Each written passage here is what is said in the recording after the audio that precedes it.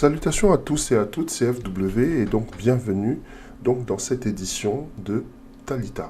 Talita, aujourd'hui on parle de ton onction et plus précisément nous posons une question, une bonne question d'ailleurs, c'est à savoir est-ce que tu n'es pas victime de ton onction? Alors derrière les mots il y a quand même une réalité. La réalité c'est celle de ton onction, c'est celle du fait que ton onction a un impact sur ta vie, sur ton destin, que tu le veuilles ou pas. Et ça, ce n'est pas FW qui le dit, c'est la Bible qui te le dit. Donc nous allons avoir ce moment-là où nous allons rentrer dans la parole, ok? On va faire un point, un véritable point sur l'impact que l'onction peut avoir sur ta vie. Donc sans plus tarder, comme il est de coutume, on va avoir une séquence whiteboard. Et la vérité, c'est que l'onction, telle qu'elle se manifeste, souvent, elle nous apporte beaucoup de choses, en bien comme en mal, comme je te le disais à l'instant. Donc tout de suite, la séquence whiteboard, et puis on rentre dans le vif du sujet.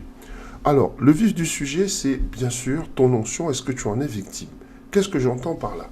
Avant de commencer, il faut d'abord, bien sûr, définir l'onction. L'onction, c'est quoi? Donc, quand tu lis Jérémie 1,5, tu t'aperçois que l'onction, c'est non seulement une capacité surnaturelle que Dieu donne à ses fils et à ses filles, ok, pour faire avancer l'agenda de son royaume, mais que c'est aussi un tampon, comme un sceau qu'on a mis sur ton esprit.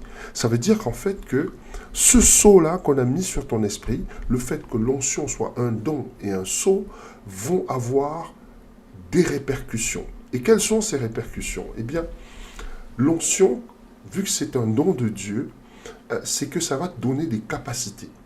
Ça va te donner des capacités d'agir au-delà de tes capacités naturelles. Donc, on va voir la prophétie, le leadership, même des actes de justice. Alors, il faut voir l'histoire de Samuel, il faut voir l'histoire de Moïse pour comprendre que une fois que l'onction les touche, leur vie n'est plus jamais la même. Par contre, au-delà du fait que l'onction t'accorde toutes ces capacités, ça c'est ce que nous on sait et qui est le plus accessible, il y a une autre réalité. Eh bien cette réalité-là, c'est celle du sceau, celle du tampon, celle du cachet que Dieu met sur ton esprit. Alors au-delà de la simple capacité, le texte va décrire en fait métaphoriquement l'onction comme un tampon, une marque permanente sur l'esprit d'une personne. Cette marque-là, elle signifie que cette personne est la propriété de Dieu. Cette marque-là signifie aussi que cette personne incarne l'autorité de Dieu. C'est comme un sceau royal. Et là, tu peux lire tout ça dans Éphésiens 1, du verset 13 à 14. De quoi est-ce que je suis en train de te parler? Et là, tu vas me dire, mais en quoi est-ce que tout cela fait de moi une victime de mon onction? Eh bien, toutes ces choses, c'est-à-dire les dons que tu as, les capacités que tu as, que ton onction te donne, certaines personnes parmi nous ne veulent pas croire qu'elles ont l'onction de Dieu sur leur vie.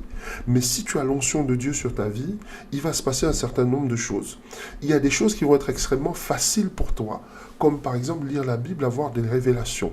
Il va y avoir des choses qui vont être extrêmement faciles pour toi, comme avoir des visions. Il va y avoir des choses qui vont être extrêmement faciles pour toi, comme avoir des rêves prophétiques ou encore avoir des révélations prémonitoires sur les événements qui vont se passer. Ça, c'est un exemple parmi tant d'autres. L'onction, elle se manifeste de diverses manières. Je te donne juste les manières qui sont les plus accessibles. Donc, porter l'onction, c'est pas anodin. Parce qu'une fois que tu portes l'onction, ça a un impact direct sur ta vie. C'est un impact direct déjà sur tes capacités, ok? Mais ça a aussi un impact sur la façon dont les autres, la façon dont le monde te perçoit. De quoi est-ce que je suis en train de parler? L'onction développe au-dedans de ta vie un certain nombre de dynamiques. L'onction va influencer tes relations avec ton entourage. Nous allons voir en quoi. Nous allons voir aussi que l'onction va influencer ton interaction avec la création elle-même, tes combats avec le royaume des ténèbres, tes rapports avec le monde au sens du système et de la société ou du monde si tu préfères. Donc chacun de ces domaines-là que je viens de citer est profondément affecté par l'onction que tu portes. C'est en cela que tu es une victime de ton onction. Alors tu vas me dire, mais FW, de quoi est-ce qu'il est question? Comment ça, victime de mon onction? Eh bien, on va décortiquer et regarder petit à petit comment l'onction peut faire de toi une victime. Ok? Donc, on va regarder d'abord les relations avec, bien sûr, ton entourage. Alors, on va prendre le cas de Joseph. Joseph, Dieu avait déposé sur lui une onction, d'accord? Une onction de leadership, une onction de destinée. Joseph faisait des rêves prophétiques de grandeur. Comment ont réagi ses frères? Eh bien, ses frères, lorsqu'ils ont pris connaissance de ces rêves-là, ils ont décidé de le faire mourir. Ça, tu le revois dans Genèse 37, 18. Ils l'ont d'abord jeté dans une citerne, puis vendu comme esclave. Ok? Donc tu vois que l'onction, en fait, Joseph ne leur avait rien fait. Joseph ne... la Bible, en tout cas, ne nous reporte pas que Joseph était un mauvais frère, mais simplement l'onction que Dieu avait déposée sur lui faisait que ses frères savaient que Joseph était destiné à être leur supérieur. Et à un moment, ils n'ont pas supporté l'idée que leur petit frère puisse être meilleur qu'eux. Ils n'ont pas supporté l'idée de se prosterner devant leur petit frère. Alors qu'est-ce qu'ils ont décidé? Eh bien, ils ont décidé de le faire mourir. Tu vois que Joseph n'avait absolument rien fait à ses frères. On s'attendrait même à ce que ce soit les grands frères qui aient envie de protéger le petit. C'est la réaction naturelle de la plupart des grands frères. Mais là, tu vois tout de suite que Joseph, dans sa propre maison, est combattu, non pas à cause de son comportement, mais juste à cause de son onction. Alors peut-être que c'est ton cas. Il est possible que dans ta famille, tu sois ce Joseph. Il est possible que dans ta famille, tu sois en train de vivre quelque chose de semblable, un malentendu familial. Tu ne comprends pas vraiment pourquoi. Quand c'est toi, ça se passe toujours mal. Quand c'est toi, les gens ont toujours quelque chose à dire. Quand c'est toi, les gens ont toujours quelque chose à redire. Quand c'est toi, les gens cherchent toujours la petite bête. Quand c'est toi, les gens trouvent toujours que ce que tu fais, c'est beaucoup trop ou c'est pas assez. Mais dans tous les cas, on est toujours dans la démesure en ce qui te concerne. On te calomnie. Parfois, on dit des choses sur toi qui n'ont absolument rien à voir avec la réalité. Tu es peut-être cette personne-là. Ne cherche pas à gauche et à droite. Arrête de te dire qu'il y a peut-être un grand-père au village qui est en train de faire des trucs vraiment. Oh, le village. Arrête de dire qu'il y a un sorcier dans ton quartier. Arrête de penser que ce n'est pas ton onction. La Bible ne nous reporte pas d'un démon qui était en train d'agir, etc., ou d'un diable ou d'un sorcier. La Bible nous dit que ce sont ses frères. Ils ont regardé Joseph, ils ont dit, ah, l'onction qui est sur lui, là, c'est une onction qui va nous dominer. Autant se débarrasser de lui avant qu'il soit trop tard. Donc, dans ta propre maison, déjà, tu vois en quoi tu peux être victime de l'onction. Maintenant, il y a un autre aspect qui est très intéressant, et ce sont tes échanges avec la création. Alors, là, on va parler de ta vie. Est-ce que tu n'as jamais été dans une situation où tu vois tout le monde faire quelque chose? Ok? Ce quelque chose-là, tu sais très bien que c'est un péché. Ça peut être du vol, hein. Même au bureau, peut-être, on a l'habitude de rentrer, parfois avec, en oubliant une petite rame de papier qu'on a glissée quelque part dans son sac, ou voilà. Bien. Mais c'est du vol. Et puis toi, tu vas voir tout le monde faire ça et tu vas te dire, bon, ben, tout le monde le fait, pourquoi je ne le ferai pas? Toi, tu vas le faire. Le jour où tu vas le faire, tu vas te faire prendre par le patron, tu vas te retrouver en conseil de discipline et peut-être même que tu risques de perdre ton emploi pour une rame de papier. Et puis tu ne vas pas comprendre exactement. Tu vas dire, oui, mais quand c'est moi, ça se passe toujours mal, etc., etc. Non, c'est la création. La création, elle est liée à quelque chose de très particulier dont qu'on a évoqué ici dans le cadre de nos webinaires. Ça s'appelle l'algorithme de Dieu. Quand l'onction de Dieu est sur ta vie, l'algorithme de Dieu réagit instantanément. C'est-à-dire que là, il va falloir peut-être pour certains, n'est-ce pas, 10 ou 15 ou 20 ou 30 ou 40 ou 60 rames de papier pour être pris par le boss. Toi, il va te suffire d'une seule. Donc, sois très prudent. C'est dans cela qu'on dit être victime de son onction. Tu vois, il y a les signes des circonstances qui se créent dans ta vie et tu ne comprends même pas pourquoi pourquoi est-ce que tu te retrouves dans ce type de problème alors que ce n'est pas le cas de tout le monde? C'est parce que la création attend que tu te comportes de façon vertueuse. La création attend que tu marches dans la justice de Dieu. La création, quand elle te voit, elle voit un serviteur, une servante de Dieu. Et ça n'a rien à voir avec ton background. Ça n'a rien à voir avec le fait que tu n'aies jamais fait l'école biblique. Ça n'a rien à voir avec le fait qu'on n'ait jamais versé de l'huile sur ta tête ou qu'un pasteur n'ait jamais reconnu ton ministère. Ça a simplement à voir avec le fait que Dieu t'a choisi depuis le ventre de ta mère pour être cet homme ou cette femme de destinée qui va diriger des générations, sur laquelle des générations vont s'inspirer. Mais toi, tu veux être une simple personne alors que tu n'es pas une simple personne. Et la création est là pour te rappeler que tu as un travail à faire. Et si tu ne fais pas ce travail, elle est là pour te mettre au pas. Elle est là pour te rappeler la destinée prophétique qui est la tienne. Et ça, c'est quelque chose que tu dois comprendre. Il y a un autre domaine dans lequel l'onction est importante, c'est le combat contre le royaume des ténèbres. Le royaume des ténèbres réagit face à l'onction. Le troisième domaine d'impact de l'onction, c'est ton rapport avec le royaume des ténèbres. Autrement dit, l'opposition spirituelle. Si Dieu t'a oint, l'ennemi le sait. Satan discerne la marque de Dieu sur une vie.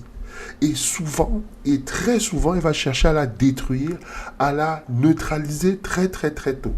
On va voir deux exemples marquants. Yeshua et Moshe, donc Jésus et Moïse. Lorsqu'on te parle de Yeshua, on te dit qu'il est né à Bethléem, et là, les mages sont venus annoncer à Hérode qu'il y avait un roi qui est né. Hérode, étant l'instrument du royaume des ténèbres qu'il était à ce moment-là, il a immédiatement cherché à faire périr le petit Yeshua. On te dit, Matthieu 2,16, il envoya tuer tous les enfants de 2 ans et au-dessous à Bethléem.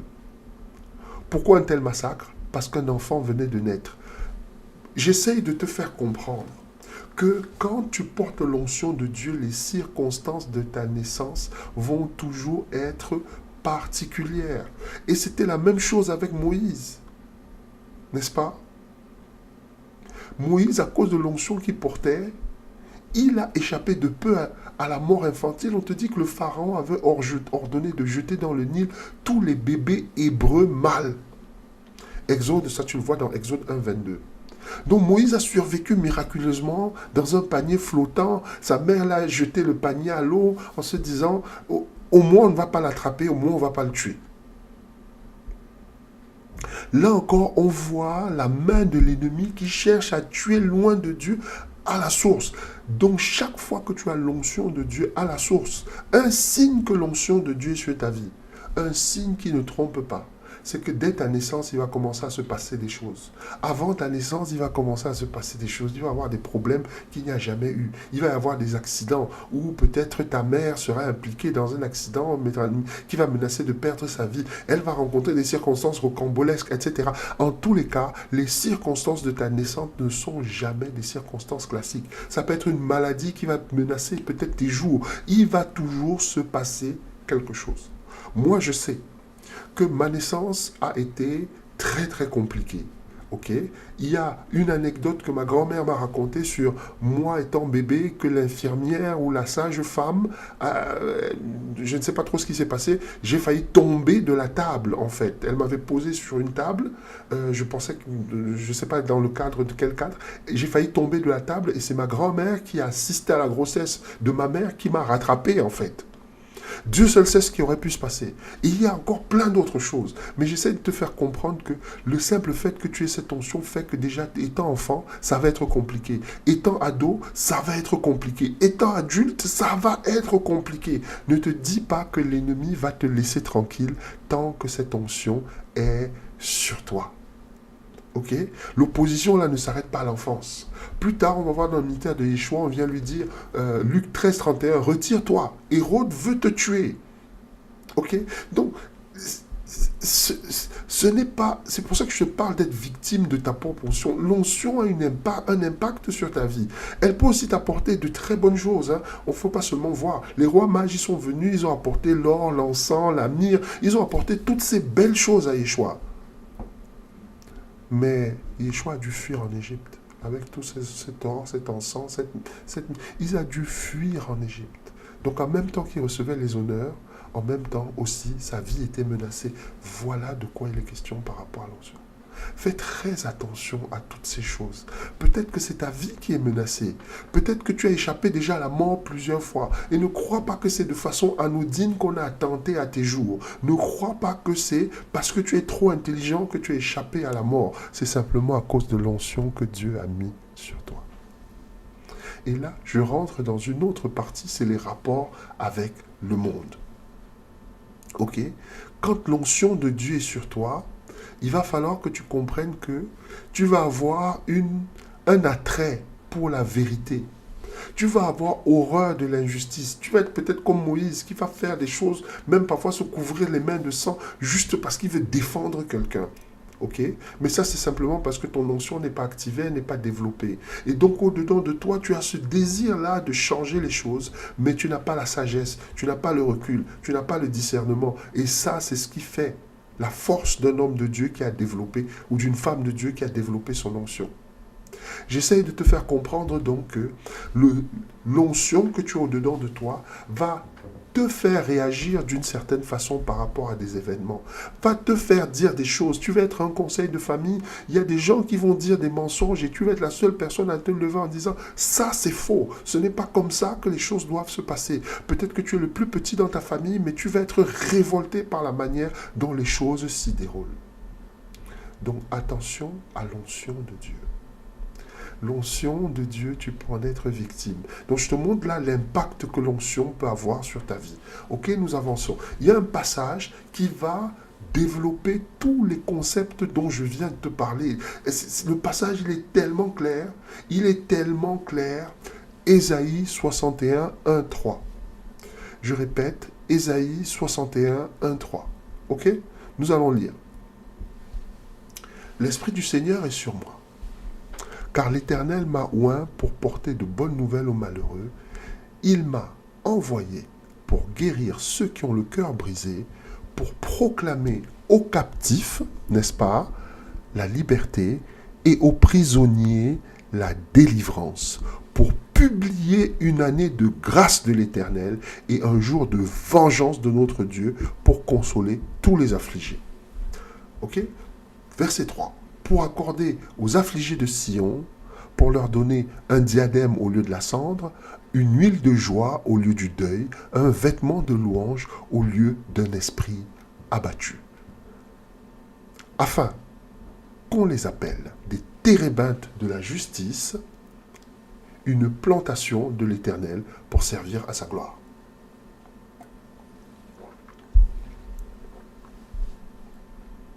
Et nous avançons. Donc tu vois que grâce à l'onction, Ésaïe a pu prêcher. Ésaïe était capable de guérir. Ok?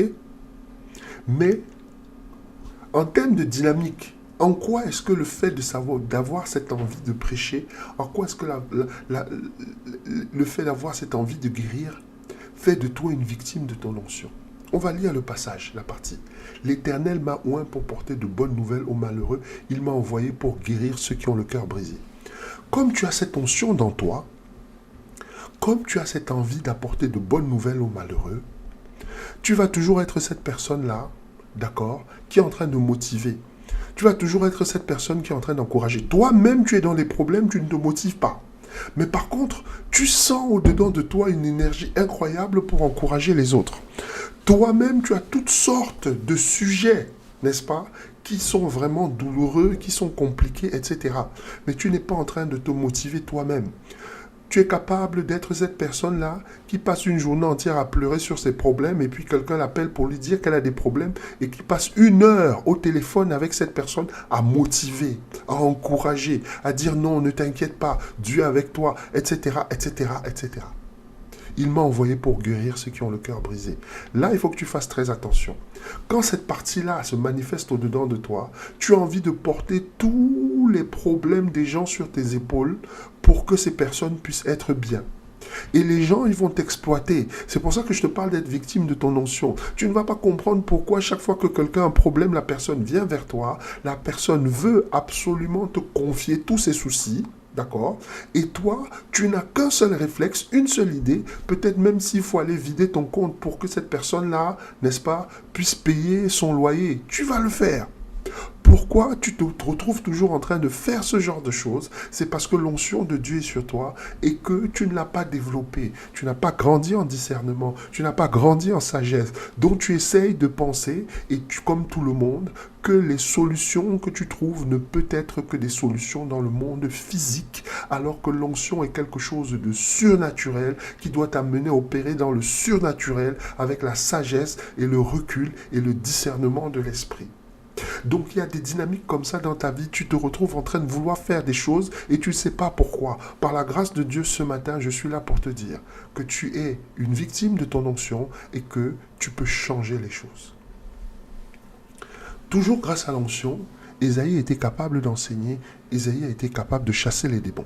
En quoi est-ce que cette dynamique-là fait de nous une victime de notre onction?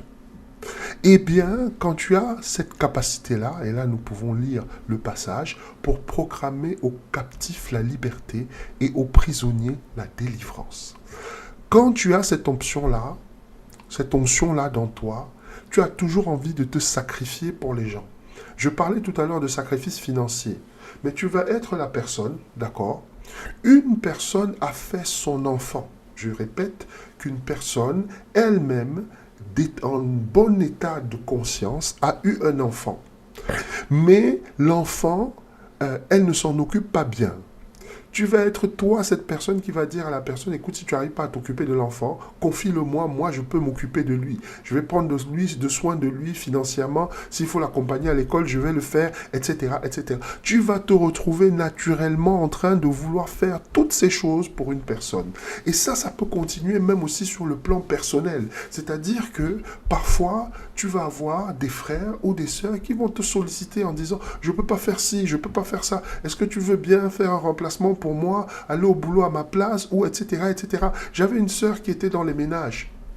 Elle était dans les ménages, elle passait son temps à faire des remplacements pour d'autres personnes. Et ces personnes-là, n'est-ce pas, ne lui rendaient jamais l'appareil. Elle n'était jamais disponible pour elle. Donc quand tu es dans cette dynamique-là d'aider, comme on te dit, proclamer aux captifs la liberté et aux prisonniers la délivrance, tu as ce côté-là où parfois, tu sais très bien que cette personne-ci ne fait pas assez elle-même pour se sortir de la situation. Mais toi, tu vas vouloir endosser ses dettes. Tu vois que quelqu'un ne sait même pas gérer son budget. Mais toi, tu vas dire non, ne t'inquiète pas. Si tu as des mensualités d'une maison, je sais pas moi, de crédit ou de quoi que ce soit, n'hésite pas. Je vais te verser quelque chose chaque mois pour que les mensualités puissent être assumées. Tu vas être cette personne qui va toujours vouloir payer le prix pour les autres. Et ça va détruire ta vie. Et ça va transformer ta vie en quelque chose où les gens viennent comme si c'était un supermarché. Ils se servent, ils ne passent jamais à la caisse et c'est toi qui payes les pots cassés. Et tu vas te ressentir à la fin humilié. Tu vas te ressentir à la fin frustré. Tu vas avoir l'impression en fait que ton bon cœur est la chose qui fait en sorte que tout le monde te traite comme un paillasson. Mais je vais te dire que ce bon cœur que tu as, c'est la résultante directe de l'onction. Parce que quand Dieu t'a donné cette onction, il t'a aussi donné le cœur qui allait avec. Mais il y a quelque chose que Dieu ne t'a pas donné, que tu dois acquérir toi-même. Ce quelque chose, ça s'appelle le discernement. Ce quelque chose, ça s'appelle la sagesse. Ce quelque chose, n'est-ce pas, ça s'appelle la vision. Donc nous avançons et je te parle toujours des dynamiques. Tu vois, Ésaïe a été capable d'enseigner la loi et les statuts de Yah Elohim et d'avoir une révélation de la parole de Dieu. Et il était aussi capable de prédire l'avenir, tu vois. Donc, en quoi est-ce que ces dynamiques-là, si cette onction est sur toi, ça fait de toi une victime? On va lire d'abord la parole et puis on va rentrer dans le sujet. Pour publier une année de grâce de l'Éternel, un jour de vengeance de notre Dieu et pour consoler tous les affligés. Quand tu as ces dynamiques-là, je reviens en arrière sur le slide, envie d'enseigner, et là c'est ce côté proclamer l'année acceptable. Le terme exact dans une bonne traduction parle d'année acceptable, pas l'année de grâce, l'année acceptable, l'année que Dieu peut accepter. Ça veut dire que tu vas toujours être la personne qui va dire la vérité aux gens, en leur disant que ce que vous faites n'est pas acceptable. Ce que vous faites là, ce n'est pas bon. Tu vas être cette personne-là qui va toujours être n'est-ce pas, droite dans ses bottes pour dire aux gens ce qu'ils ne doivent pas faire, ce qu'ils font de mal, ce qu'ils font qui n'est pas correct. Et si tu es cette personne, tu vas avoir des problèmes avec tout le monde. Dans ta famille, tu vas avoir des problèmes. Les gens vont te détester parce que tu dis la vérité. Les gens ne vont pas t'aimer parce que tu es la personne qui remet toujours les choses dans leur contexte. Tu ne laisses jamais une situation qui est totalement injuste, qui est totalement inique, sans donner ton avis et dire « moi, je ne suis pas d'accord de ça ». Ça aussi, c'est quelque chose qui va faire en sorte que les gens se crispent quand tu es là. Les gens sont crispés pourquoi? Ils sont crispés parce qu'ils savent que tu ne vas pas tolérer le n'importe quoi qu'ils font. Tu as ton ami, il s'amuse à avoir, je ne sais pas moi, une maîtresse alors qu'il est marié. Tu seras le premier à lui dire « mon ami, tu as beau être mon ami, mais le chemin que tu suis là, je ne suis pas d'accord. Je ne suis absolument pas d'accord que tu puisses traiter ta femme de cette façon. Et toi et cet ami, vous allez vous séparer. Et tu ne vas pas comprendre ce qui t'a poussé à être comme ça, alors que c'est ton ami. Tu vas être très dur envers lui. Tu vas avoir des mots vraiment d'une dureté incroyable. Mais c'est ton onction qui opère. Et je suis en train de te dire ça aujourd'hui. Si tu es cette personne-là, je sais que tu vas te reconnaître. Si tu es cette personne-là, je sais que mes propos, mes mots sont en train de trouver un écho dans ton cœur. C'est simplement parce que tu es en train d'être victime de ton onction. Ok? Tu es en train d'être victime de ton onction. Parce que tu n'as pas encore développé. Parce que tu n'as pas encore développé. Le côté prédire l'avenir, tu vas voir qu'il va y avoir des gens, ok? Chaque fois que quelqu'un fait quelque chose, tu es la personne qui dit « ouais, ton truc que tu fais là, je ne crois pas que ça va marcher. » Ça peut être un business. Ça peut être même un mariage. La personne se marie. Tu dis, ton mariage là, je sens pas ça bien du tout. Ta femme là, non, ton mari là, il est bizarre. Et ta belle famille là, fais attention. Et cette personne-là va aller expérimenter certaines choses et elle va constater que tu as la révélation sur les choses qui vont se passer dans le futur. Elle va se rapprocher de toi. Elle va se rapprocher de toi. Chaque fois, elle viendra, non pas pour chercher le grand Dieu qui opère tous ces miracles au-dedans de toi, mais simplement pour venir prendre cette révélation. Et ces personnes-là, elles vont avoir des business florissants parce que tu leur as dit, oui, je te vois, tu peux être très bien dans tel domaine. Je te vois, tu peux avoir plus de succès dans tel autre domaine. Je te vois être tel type de joueur. Je te vois être tel type d'opérateur économique. Je te vois être dans tel ou dans tel domaine, t'investir. Et quand tu vas dire ça à ces personnes-là, tu vas changer drastiquement le cours de leur vie. Drastiquement le cours de leur vie. Mais par contre, ça ne va pas les amener à se tourner vers Dieu. Voilà de quoi je te parle et voilà de quoi il est question. Cette onction-là, quand elle opère au-dedans de toi, ça va amener les gens à chercher à t'exploiter. Voilà ce qui est vrai. Mais pas à chercher Dieu. Et tu vas te sentir malheureux parce que, dans le fond, tu veux aider ces gens parce que tu as de l'amour. Mais cet amour-là, ce ne sera jamais réciproqué. Cette aide-là ne sera jamais, jamais, jamais rendue lorsque toi, tu en auras besoin. Ok? Donc, nous avançons. À cause toujours de l'onction, Ésaïe était capable de guider et de former des élus. Ésaïe était capable d'avoir un impact sur le destin des gens avec des miracles transformateurs. Ok? Donc là, tu le trouves ici, là, hop, sur ce slide, pour accorder aux affligés de Sion, n'est-ce pas, pour leur donner un diadème au lieu de la cendre, une huile de joie au lieu du deuil. Quand tu as cette onction, c'est-à-dire la capacité de former et de guider des élus, ok? C'est-à-dire pour les désigner parmi ceux qui pleurent dans Sion. Les gens vont venir auprès de toi parce que tu es de bons conseils. Les gens vont venir auprès de toi parce que toi, tu sais encadrer les gens.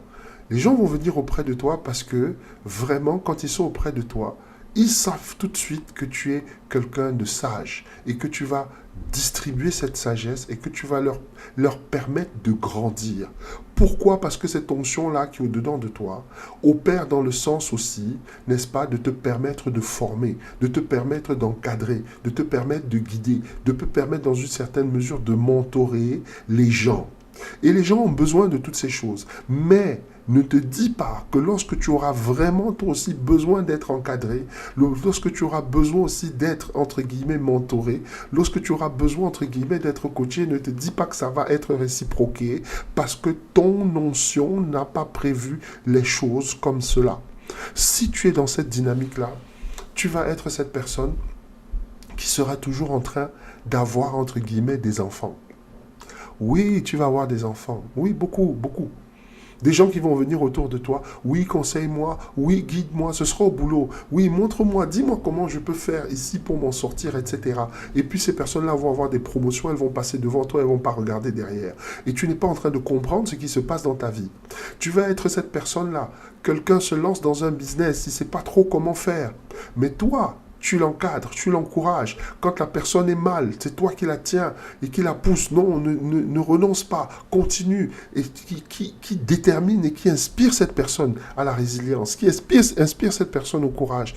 Et toi, en d'autres termes, cette personne-là, après qu'elle ait réussi, ne te considérera jamais comme un mentor, mais beaucoup plus comme quelqu'un chez qui elle va venir prendre des choses.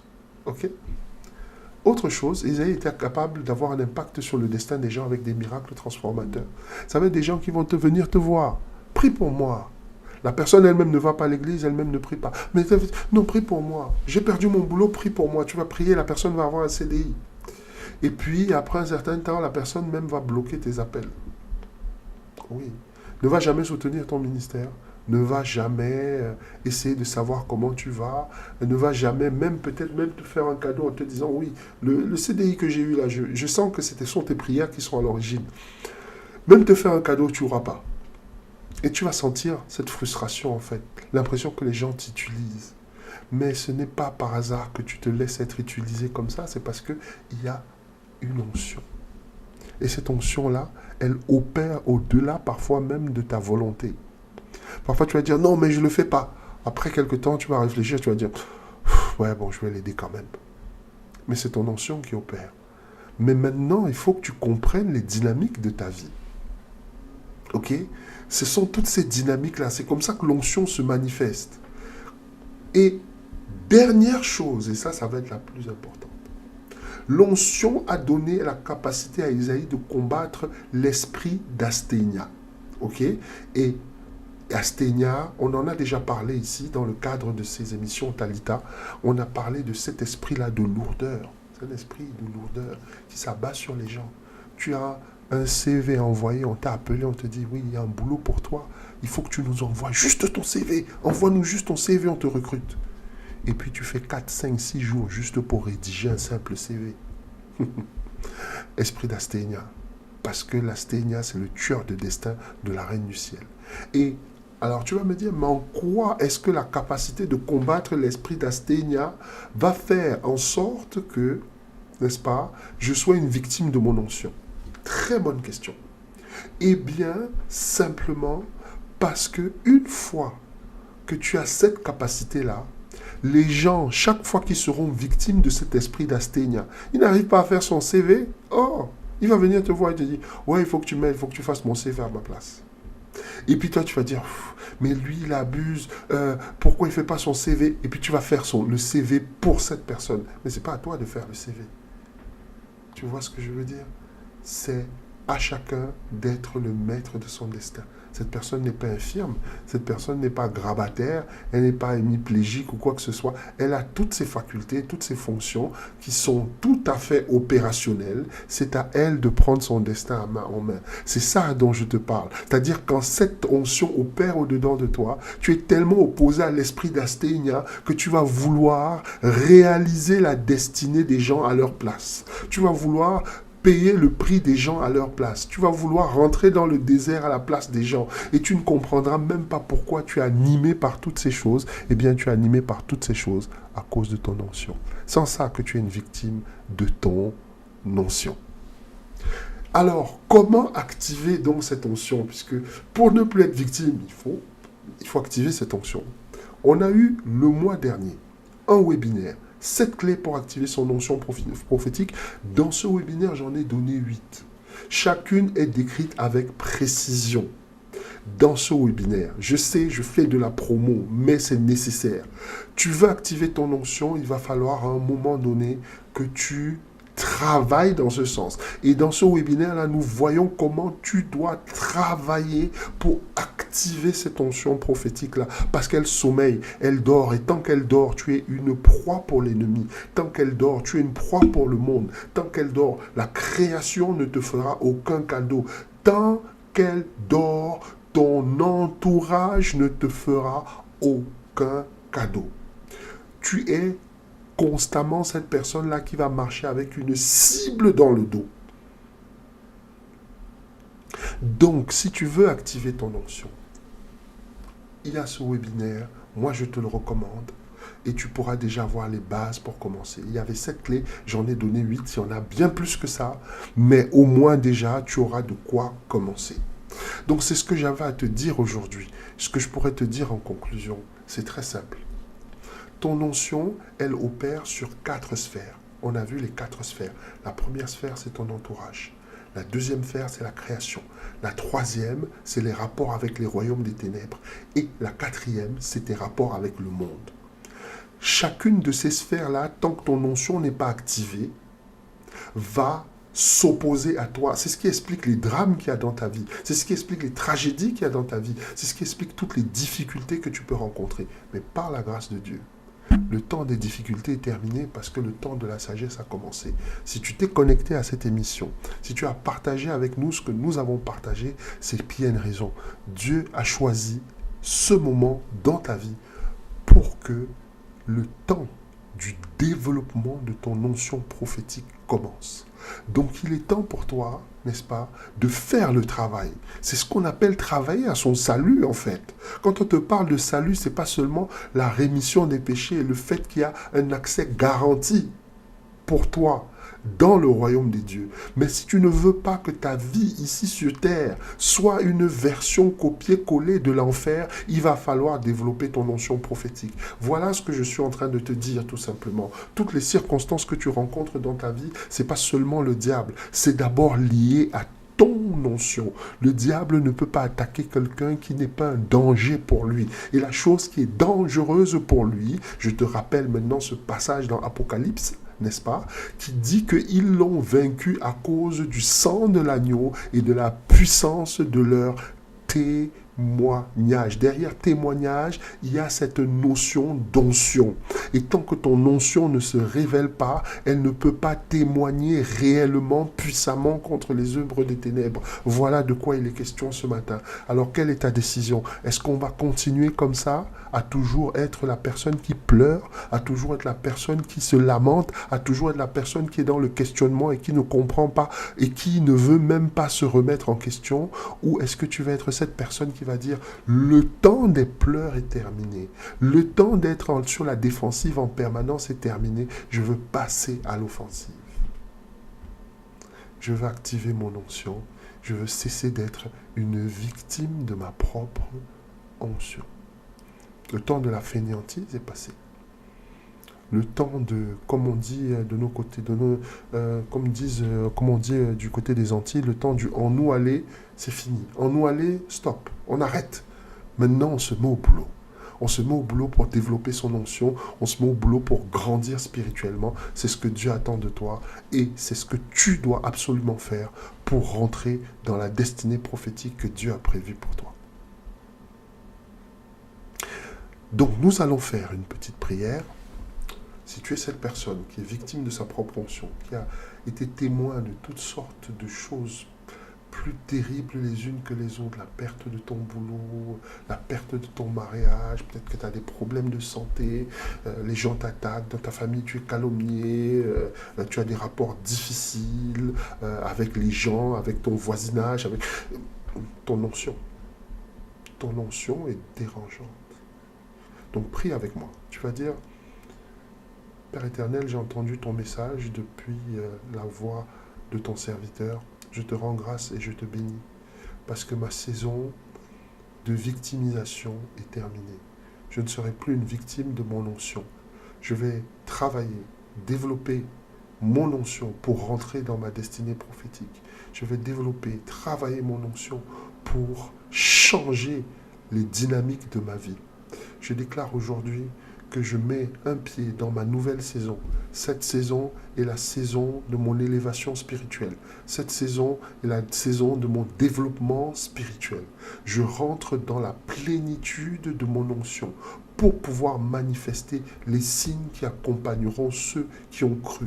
Arme-moi de ta sagesse, arme-moi de ton conseil, arme-moi de ton intelligence, arme-moi de ton esprit, arme-moi, Père éternel, de la crainte de ton nom et arme-moi de ton conseil et de ta connaissance pour que je puisse marcher dans ma destinée prophétique et pour que je puisse enfin activer ma propre onction. Au nom de Yeshua, j'ai prié. Amen. Voilà.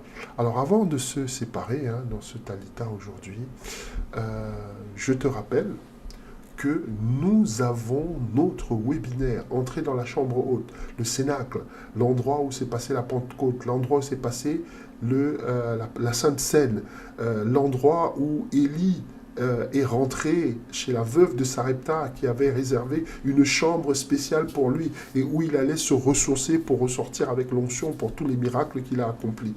Donc je te parle de ça, c'est pas par hasard, c'est parce que la chambre haute, c'est un endroit magnifique où tu vas pouvoir rentrer pleinement, n'est-ce pas, dans l'activation de ton onction. Ok, c'est pour ça que ce webinaire-là, il suit l'autre, les 7 clés. La sortie de ces 7 clés-là, c'est la chambre haute. Donc je t'invite, si tu veux vraiment, si tu prends vraiment ton développement spirituel au sérieux, retrouve-nous le 24. Retrouve-nous le 24. Là, en dessous, il y a le petit panneau, la petite bande qui est en train de passer. L'adresse, maranatadigital.org/webinar, c'est pour, n'est-ce pas, que tu puisses faire ton inscription, parce que ce webinaire, c'est une surinscription. On t'envoie un lien après, et puis après, tu te connectes, et puis on est sur YouTube, et puis on partagera un moment incroyable. Ok. Donc, autre chose, si ce ministère te parle, Maranatha Digital, ce que nous proposons par la grâce de Dieu te parle et que tu veux faire un don, tu peux flasher le QR code que tu vois là sur l'écran, ou encore, bien sûr, tu as le lien dans le descriptif de cette vidéo pour faire un don, pour soutenir ce ministère. Voilà, je voulais te remercier pour ta fidélité, je voulais te remercier pour ta présence, et surtout, sois béni, reste béni, force, paix et courage à tous et à toutes. On se retrouve très bientôt pour une autre édition de Talita.